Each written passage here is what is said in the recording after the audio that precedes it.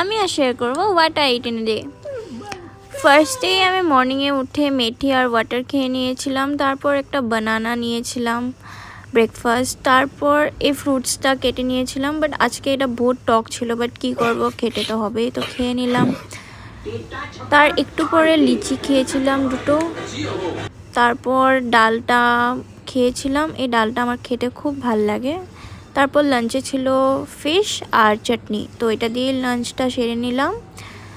তারপর জিম যাওয়ার আগে আমি ড্রাই ফ্রুটস নিয়েছিলাম। তারপর জিমে গিয়ে আমি চিয়া সিডস আর ফ্ল্যাক্স সিডস খেয়েছিলাম।